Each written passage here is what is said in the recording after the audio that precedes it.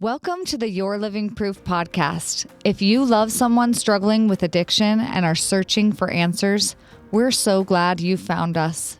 Families are the cornerstone of long-term recovery, yet they often go unsupported. Our mission is to strengthen and support this vital but often overlooked part of the addiction recovery process.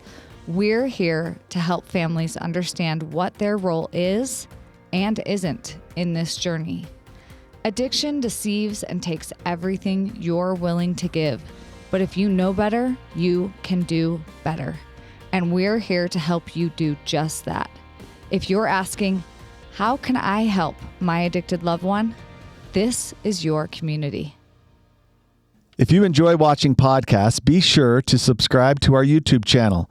For more support and resources between episodes, follow us on Instagram at Your Living Proof or visit our website at yourlivingproof.com. Happy New Year! 3, 2, 1. You guys, welcome back to another episode with the craziest people on the planet. My name's Danny. This is my beautiful wife, Emily. Oh my gosh. We are entering a new year, okay? When this podcast release comes out.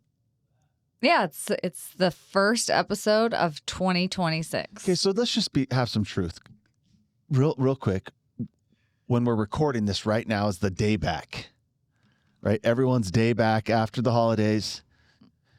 Even the people we saw driving here and the people in the building, the people who run this office where we record, everyone just looks like a deer in headlights. Yeah, like, oh yeah, I do this. Oh man. Like, what do I do? What's my job? What am I in charge of?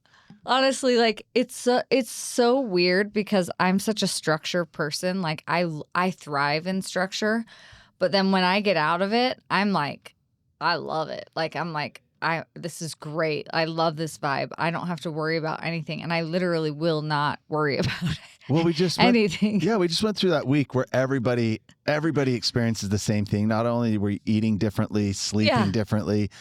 Everyone at some point had to say that humbling question of, what day is it? Yeah. Like, we said that on the way here. We're like, wait a minute. Last week, there was a day when I was like, is it Saturday? And it was Thursday. And I was like, wow. Everything just blurs. So, hey, we're with you in this chaos. Actually, so when you're listening to this, you're back. You are back. Yeah, we're back. Into the grind. We're still here to support you. Many of you may be listening, and this is an episode. You've heard several episodes. Maybe this is the first episode. Just real quick, we're passionate about this crazy line of work we do because there are millions of people like you. People sitting there who've been, what's the best way to describe this? Exhausted, dismantled, ran over, manipulated, abused. Well, it's your life now feels completely out of control because of something that has actually nothing to do with your choices. Yep. So we're here to help the families, individuals, spouses, parents who have an addicted loved one and are wondering, what is it that we're supposed to do? What should we not be doing? Right. To have a more clear understanding of what your role is. And most importantly, I know everyone out there wants to be more effective at helping this person. Many of you may be scared that it's life or death. Many of you may be worried about the path they're headed down. But we're here to empower the greatest threat in the world to addiction, which is you, the family. Now, that doesn't apply to every family. There are many of those struggling in their addiction who have a family isn't capable of helping. Sure. But there are many like yours who are. And for some reason, the world continues and has neglected that resource, which is you. Of what do we do? What do we not do? Most of all, how do we effectively intervene? And doing all of these things will eventually give you either permission or the challenge to take a look at yourself and to make sure you restore the sanity and healing that you need. So did you start this year feeling hopeful about your loved one's situation? Maybe some of you are, this is the year. Because surely your addicted loved one, this is the year. They're going to change it on their own. Trust me, they all feel that way. They feel that way every day. Were you motivated? Are you motivated to do things different? Most people that have an addicted loved one close to them are more fixated about what they're going to do or not do with their loved one than maybe what they are even going to do with themselves. Oh, 100%.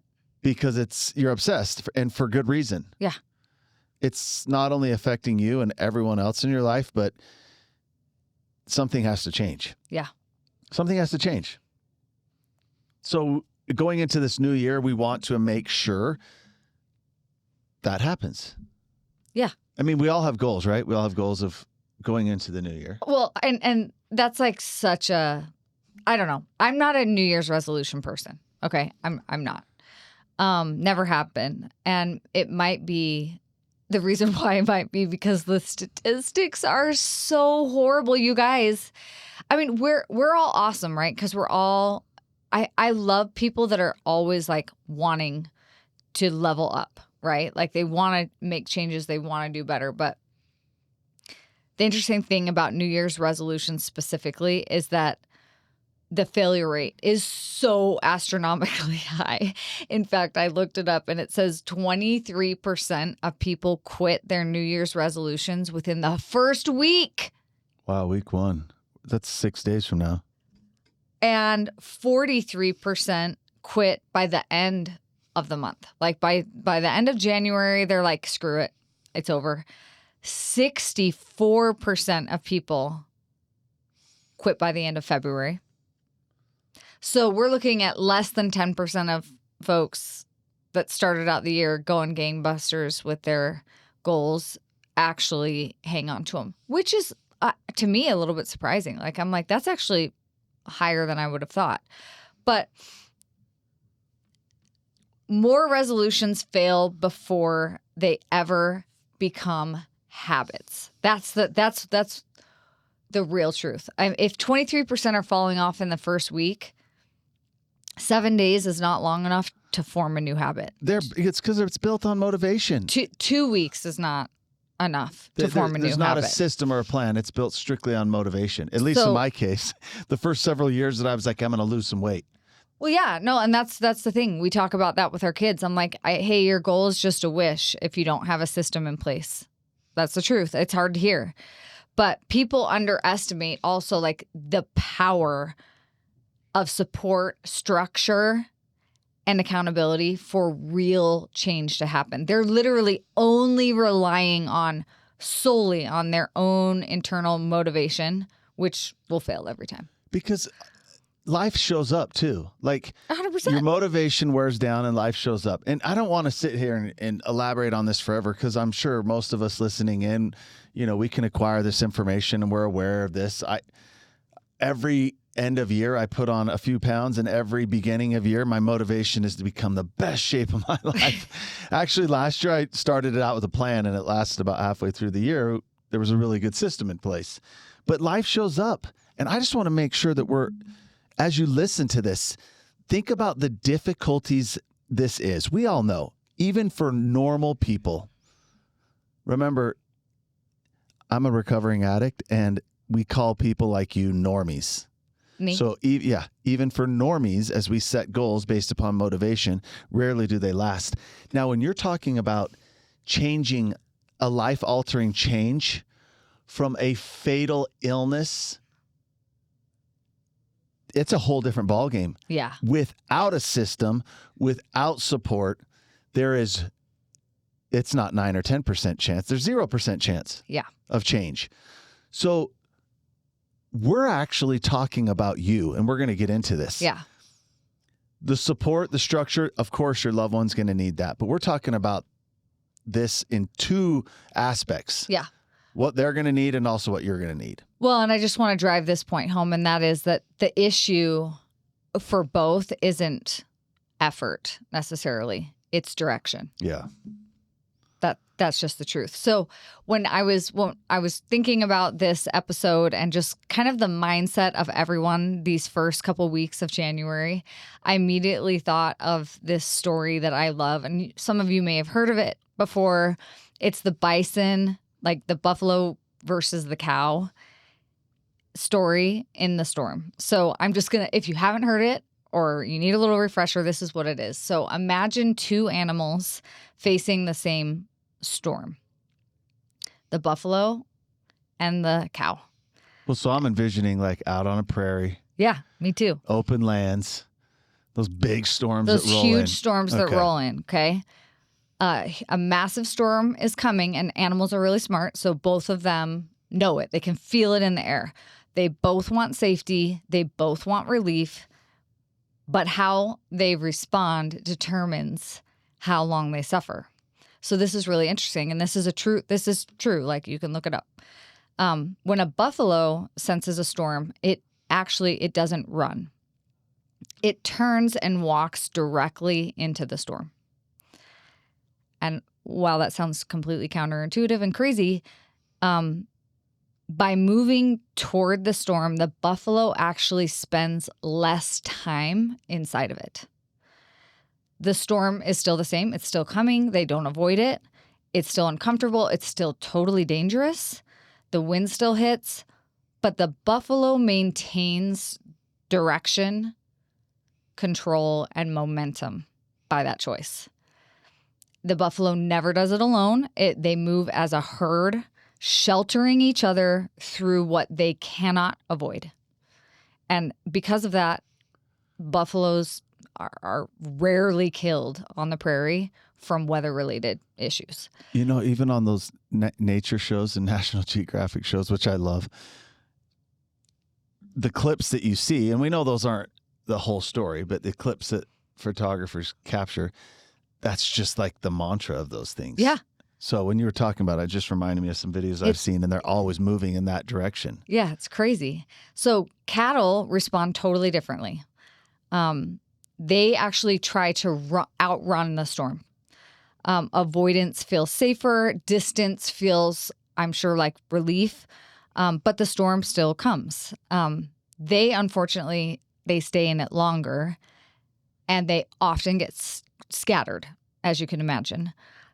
They react instead of choosing a direction. So instead of controlling their path, the storm actually controls them and pushes them wherever it wants to.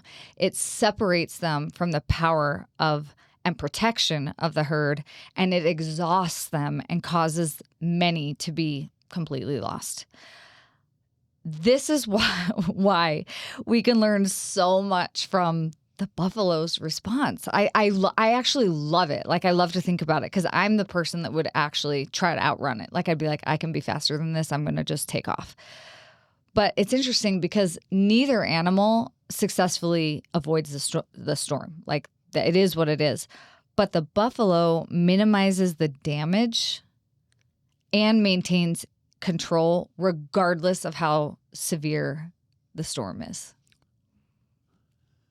And that to me relates so much to each one of you and what you're experiencing right now. I was just envisioning all the families that I was able to even work with last year. Now, I came to know and spoke with countless, but the dozens of families that I got to actually like engage with, to come to know really well. Yeah. Be bonded in that trauma, that mentality was, it's almost like the visual of what they did and how they came together was so similar to what I was talking about in those videos I've seen. Yeah. You know, animal documentaries of the buffalo. And when you were describing that, it was just actually emotional to me thinking of it. Because, some of the bullet points is facing the problem directly, choosing direction over reaction. This is what the buffalo chooses. Yeah. And they're reducing time in the chaos and moving as a herd. Something I take out of that I think humans don't give enough credit to, I didn't until it was recovery that taught me this, but is the power of community. Yeah. For some reason, all of us, and you look at a buffalo, how strong they are. It's like you almost think that animal of all animals would just go move on its own. Well, that they could just barrel through it, right? Like, and maybe there is one that could manage, but the power comes in that community and doing it together. Yeah. Buffalo don't get through the storm faster because they're braver. They move with intention. And some of them are following. You know what I thought of is so beautiful? Like in our community, what's really cool is they always say, hey, lean on us, borrow our courage when needed. That's what some say. And this last year, as I've watched, this community, it was almost like all of these incredible individuals, right? When they entered, most of these people in real life were doing so well. They had accomplished everything and were successful in life except for this, which was just, this storm was just ragdolling them. They came in and almost had to just follow the lead of the stronger ones. Yeah.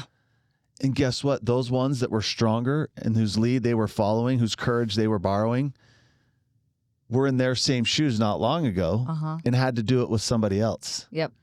Because that storm is so scary. Yep.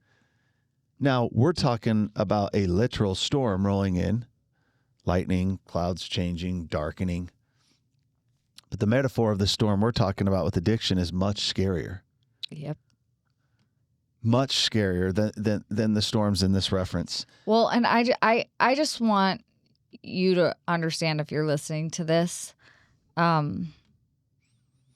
you're obviously not able to stop the storm from coming. You're already in the middle of it.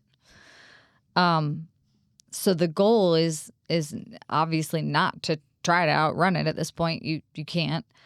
But think about shortening how long the storm controls your life. Yeah. Because what if you're just going to be in it for a while? Do you want to be like the cows that are just running, getting thrown around, getting scattered, panicking the whole time? Or more like this buffalo who's like, I'm in it. I have people around me that can help protect me, that we can walk together in the same direction with. And that's the best chance that I have to survive this. No one wants to stay in that storm. Everyone wants to separate themselves. The difference here in the storms that we're referencing is when it's someone we love and care about, you can't just walk away from the storm. No. I mean, you've probably tried. You have. Everyone wants to be able to separate themselves from that storm. But all of you have these underlying questions and concerns and doubts. Like, have we tried it? Have we done it? Have I spoken to it? And so we get stuck in there because of the doubt, the fear, the things that control us. And even the holidays probably just exposed that. You were like, well, it's Christmas. Yes. Like, we're going to just hope for the best, or we're going to bring them over. Or we're going to. I also want to remind everyone out there who's listening and, like I said, has been able to overcome so many things in life and accomplish things. Maybe it's together as you and a husband and wife, maybe as a spouse and individual. This is something that doesn't play by the rules. This storm is going to actually come at you, reverse itself, and stay, and it doesn't play by any sort of rules. Mm-mm. So why would anyone understand how to navigate that storm on their own have they not been through it themselves? And I'm sorry that information isn't something that's readily available or been given to you. Here's the unfortunate part about this storm. As the storm comes, your loved one's addiction comes into your life and it becomes scary and overpowering. There are really 3 things that can only intervene to change the course. Yeah. To protect you from that storm. For most people, unfortunately, it's death. What stops this storm, what ends the chaos, is death. We all heard about it in the news. We don't apply it to our own life, never, because that's really hard for us to do until it happens to us. That's what's happening to the majority of people in our good country, in your community, wherever you are around the world. The second thing is a judge or a police officer, something. Maybe even you could throw in there like an employer, although that doesn't tend to course correct everyone. But something has to intervene. The third option is you, the family, who actually come together like this herd of buffalo and learn how to become that force for your person. So the storm is your person. Think about that. And it's you guys coming together and facing it that same way. Yeah, and I want to say something that's pretty bold, but God gave us this perfect structure to overcome this deadly epidemic. And regardless of what your family looks like, could look totally different than mine, doesn't matter. He gave us like this core unit of people in our lives in some way, shape, or form that when they're unified can be powerful enough to guide through this chaos. So it's actually not detox. It isn't a facility. It's not finding, we just got to get them into this perfect program. Even if you did find this perfect program, it's still going to hinge on you knowing how to hold them and keep them accountable, how to hold boundaries after this program's over. It's that whole transition, right? Yeah. Like, I was recently speaking with a dear friend who's had real success in their life with their business to a point most people won't ever comprehend. And part of the benefit of that not only is the personal stuff that comes along with that, but is their ability to give back. And their business has been able to make massive contributions to different foundations and organizations to help other causes in humanity, right? So real quick on that note, I'll just sum it up real fast. They had been for the last few years donating lots of money to human trafficking, especially with children. And after a few years, they actually switched. They had an internal group that, of course, because the amount of money they were donating was large amounts of money. So they had their internal group that's doing some checks and balances, audits on it. And they actually switched to another company.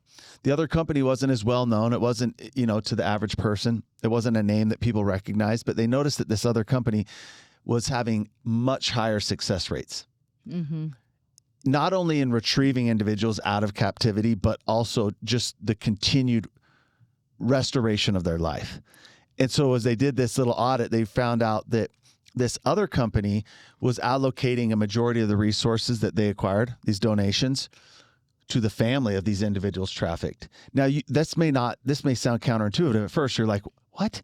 There's all these poor people, especially these children. We got to go rescue them. We got to put together these groups of missions and go save them. Well, this program was taking a majority, like I said, of their resources and putting it in the family. So yes, they were still putting together teams, groups, missions to go out and rescue these people, these children. But they had allocated a lot of resources to therapists, counselors, psychiatrists, professionals that were going into the home and helping the home.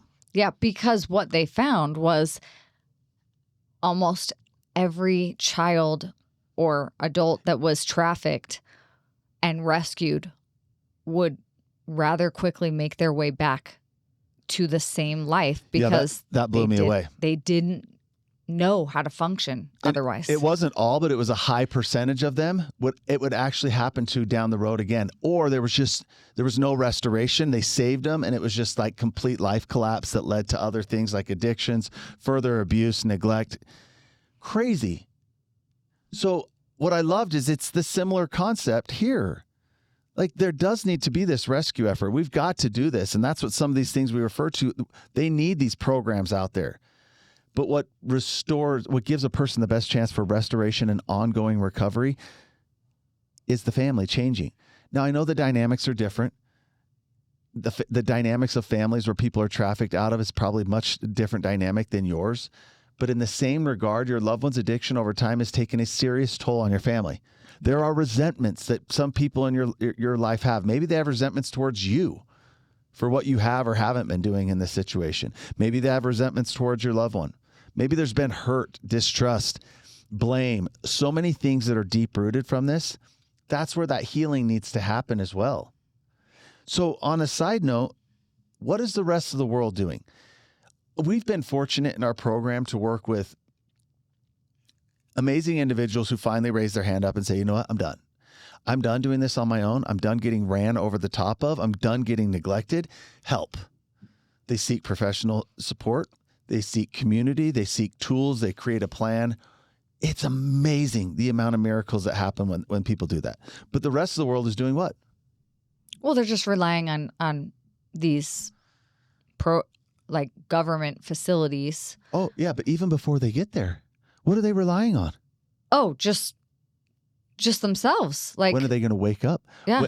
Imagine what's their best idea? Imagine being a spouse. Your husband's an alcoholic. Maybe he still has a job. Maybe his job's deteriorating. Maybe he's affecting all of your children. Maybe it's destroyed relationships. Maybe even his family's estranged from him. He's losing friends. Physically, he's worsening day by day, your relationship severed, and you're just sitting there going, when are you going to wake up and see what the heck that you're doing to yourself and the rest of us? Well, you know what? On that note, super interesting. We had this on Instagram, just on stories. It was like, hey, if you had went to lunch with Danny, like, what would you want to ask him? And one of the questions that somebody put in was, how do I tell my addicted spouse that he's addicted? And I'm like, yeah, so what she's meaning is, how do I convince him that he has a problem? that's what I mean. Because he doesn't see it as a problem. Right. And I'm like, that's impossible. The very nature of this illness is they are unable to see things for what it is. And you know what? It transfers over to you. Mm-hmm.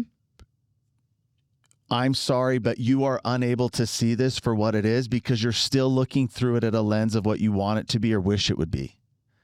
So what are people waiting for? They're waiting for that magical day when their loved one's like, oh my gosh, this has gotten crazy. My life is insane. I'm going to do, it's kind of like we talked about the New Year's resolution. I lived years in addiction. Do you want to know the insanity of it? Think about how you feel going into January 1st, right? Like, I'm going to make some big changes. This is going to be the year. For those in addiction, especially that haven't given up and are living out on the street, for even them, actually, though, every single day is that same feeling. That's it. They get high today, and during their high today, they're like, you know what? They're feeling good for a minute. This is it. This is the last time. Tomorrow I'm making a mighty change. That just becomes the most permanent thing in their life.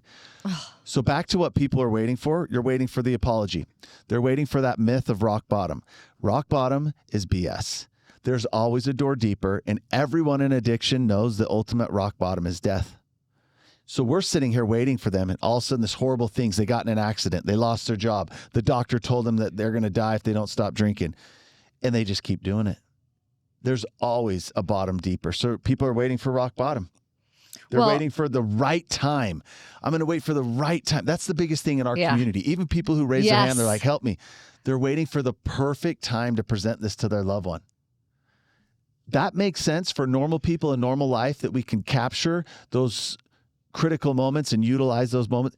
It doesn't apply to those in addiction. They're living in a distorted form of reality. There is no perfect time.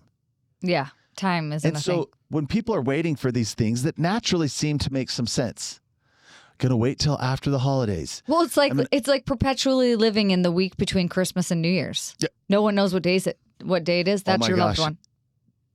They don't know. Exactly. That is so it's the spot perfect on. Time.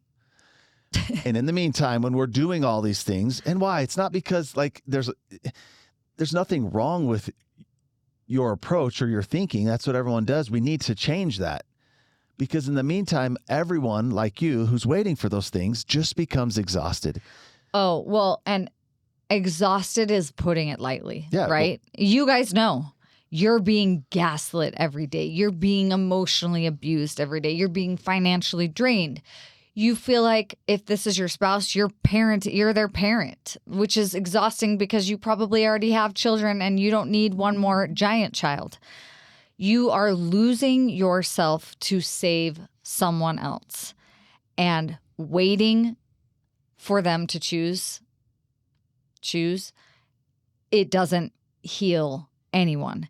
It just trains them to believe and to know that you will absorb every consequence.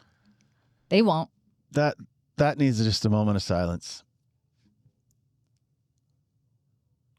It trains their addicted brain that you will absorb and tolerate that. They're not thinking long term. This isn't a permanent thing. But that's the insanity of addiction. Is these temporary solutions become the most permanent thing, not only for them, but for you. So back to what's the antidote? What's the answer? Yeah, how are we going to do this? You've heard us share it before over and over again. If you're listening and you haven't hit end to this episode yet, then you are one of the few who has a chance. And the answer, as unfair, as ass backwards as it is you. You learning to be that lead buffalo and not doing it alone. Here is a powerful thing to remember. As amazing as your group is, like your tribe, your people, your friends, your extended family, Maybe they are or are not, but even if they are, they will fail you in this regard because they don't understand. They're naive to the situation. They're looking at it through a lens like you probably were for a long time, what they want it to be and not what it is. They don't understand.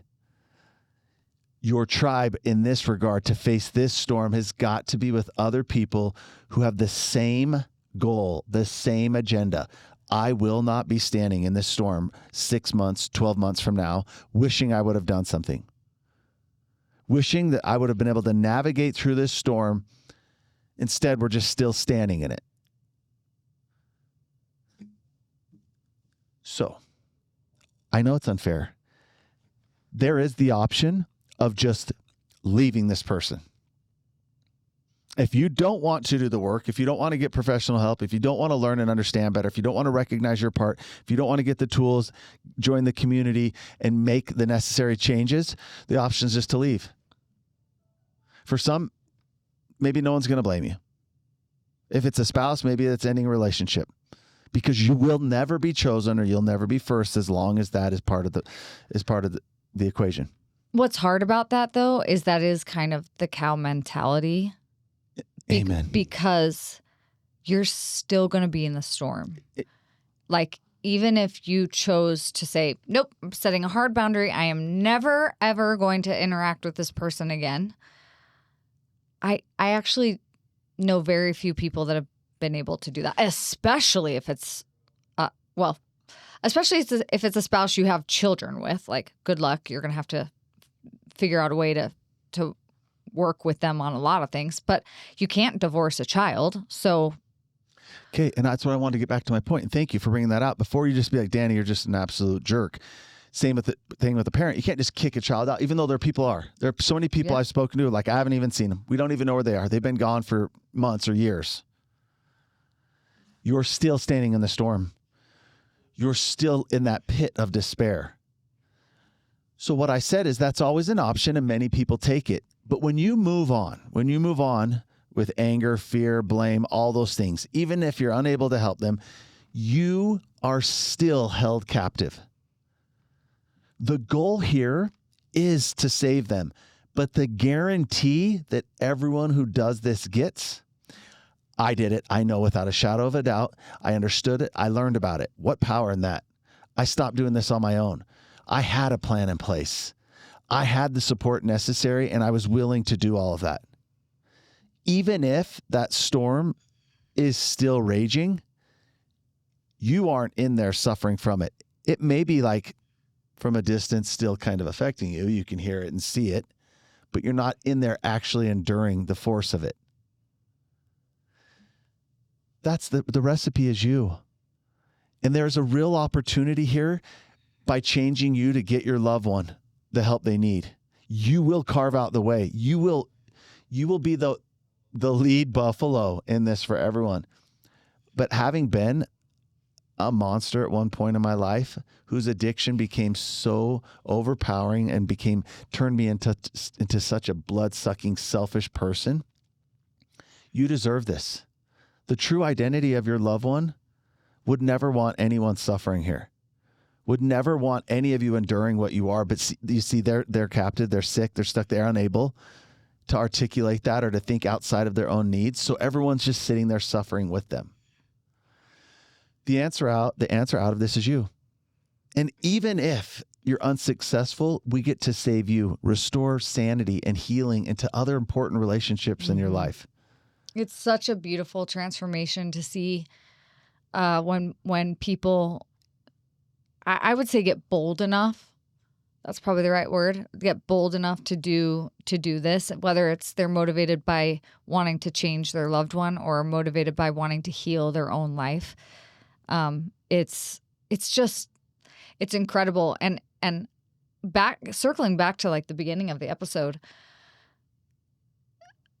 motivation will never carry you through this. As motivated as you are, I am sure, to have a completely different year this year than you had last year. Motivation simply will never carry. It won't carry you to a weight loss goal, for crying out loud. It won't carry you through the storm of addiction. Accountability, a structured program with tools of action, not people willing to listen to your sob story and your drama. Action-based therapy and support. That is what will ultimately change this. Yeah, so the world, maybe even people in your life, therapists, even religious leaders, are going to be like, you know what? One day they're going to climb out. Family recovery, and what we do is says, oh, no, you hand them the map, block the exits, and you climb out with support and not doing it alone. You cannot save a drowning person when you're in there with them. You know, a father recently shared that he kind of started to realize that. It's like seeing your loved one out in some raging waves and they're drowning. And of course, your natural response is to do what? To go rescue them. Jump out there. And he's like, I'd want to. I'd probably do it without hesitation in real life situation. Yep. Of course. Because that's who you are.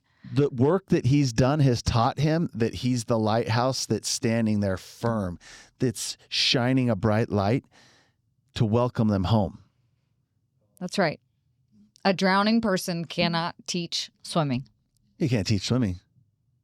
You just can't. So, fair or not, the exit door from this nightmare is you. Addiction this year is going to be the same monster it was 40 years ago. Actually, I beg to differ. It's actually becoming stronger and powerful and more scary and more absolutely. Because Satan is producing more and more high-level counterfeits and addictive things. So the monster is the same and getting worse. The difference is, are you going to be the disruptor this year? Or are we going to settle back into that place that we've become comfortable with and just hoping? Stop doing what the rest of the world is doing. Stop waiting on that magical day when this is somehow going to just course correct on its own and be willing to do the difficult things, but do not do it alone. Well, and if we're looking for growth, which that's your word of the year. Yeah. Disruption and growth are companions. There is no way to separate the two. Disruption and growth are companions. So what are your action items? First of all, join our free community. Is right it off the still bat. free? It's still free. Okay. On that note, we're trying this year. We're going to grow and we're going to produce a lot more resources for families. We're actually going to find people out there. If you're listening and have access to resources, we're going to find people that are going to support this and make this program and what we do available to a lot of families that can't even afford it. So if you know someone out there that can help with that, that would be the ultimate solution. But the community we're creating right now that's free, it's something people can enter and start to have a real understanding of what those critical first steps are going to be. At least just a basic understanding and an immediate hug from people who are in the same boat as you and who will understand and, you know, just some immediate action and tools at your disposal. Enroll in our full program, for crying out loud. It's here for you. We made it for you. If you're listening to this episode and you're like, oh my gosh, this is speaking to me, like, yes, this is starting to click. It makes sense. We have a full program of support where you're going to get access to Danny weekly, if not daily, to help you through this. Yeah, and the difference too, if you've been part of other communities, you'll soon realize most everyone in our program, private program, has been, like in Al-Anon and LDS Family Services, other different programs for families. And what they realized is it was a great place of support. But this program, everyone is willing to do the difficult things. There's action. We are doing it. No one is interested in telling the same story a year from now. No. That's the big difference. No. So if that's not comfortable, it's not for everyone. But do it. Get into a program, build a plan, take the necessary steps, stop facing this alone. Check out our other episodes of our podcast. You can reach out, schedule a free call to even understand what that looks like, what the options are, what resources are available to you. Yep. I actually get excited. This is the year. If you're listening, maybe there's things you need to do. Maybe you want to learn a new hobby. Maybe you want to learn to play an instrument. Maybe you want to lose some weight. But most of all, what we need to do is stop standing in this 3-foot nasty pile of diarrhea that we've learned to be comfortable in with our loved one. my last 2 cents, please. They want out of this too. This is your chance to help them. And if there's no guarantee, that true version of your sick loved one who's manipulating and hurting and taking advantage of you wouldn't want you to endure this anymore either. It's time. So please reach out. We have several different platforms. You can just ask how that looks. Everything's linked. Everything's linked. Reach out. This is your community. This is your year, and we would be honored to support you. It's true. I'm going to end with a serenity prayer for families. God grant me the serenity to accept that I cannot change other people, the courage to change the person that I can, and the wisdom to know that it is me. Thanks, guys. Have a great week.